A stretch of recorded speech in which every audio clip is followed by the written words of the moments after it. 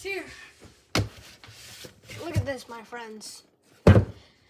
Now, I know this is probably way different from what I do, but there is the Meta Quest 3. You know, we're gonna use it because it's good. All right, let's just get into this.